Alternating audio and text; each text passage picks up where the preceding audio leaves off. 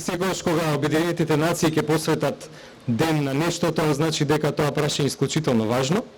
Обично бара мултисекторски или мултидисциплинарен пристап и не треба на тоа да се посвети и да се зборува за тоа само тој ден, месец или 16 дена, туку тоа треба да продолжи во текот на целата година.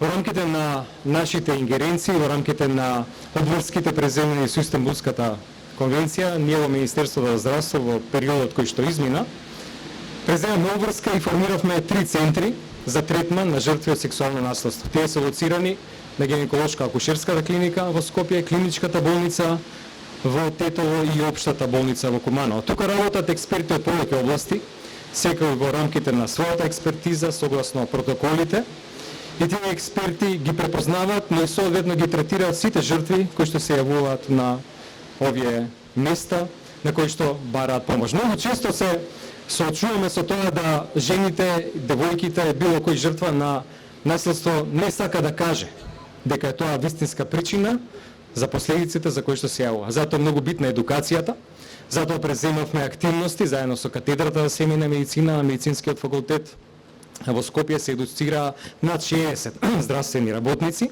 и сега тие се спремни да препознаат, дури ако жртвите на почетокот не признаваат што е причина за повредите или последиците за кои што се јавуваат. Направивме и тренинг подржан од француската амбасада со експерти од Франција, мултидисциплинарен тим од француското Министерство за внатрешни работи, нашето Министерство за внатрешни работи, обвинителството, за да ги едуцираме нашите работници во ова насока. Имајќи предвид дека овие проблеми се должат на родовата нееднаквост, на стигмата која што владее во нашето општество, многу е битна едукацијата, многу е битно подигањето на свеста, а затоа е битно да се работи со најмладите, со девојчињата, но и со момчињата, со девојките и жените, но и со мажите. Затоа, во рамките на реформата која што спроведуваме во примарното здравство, сега матичните лекари ќе бидат едуцирани од катедрата за семејна медицина, секој во својата област да препознае, да влијае, да едуцира, заради тоа што само едуцирана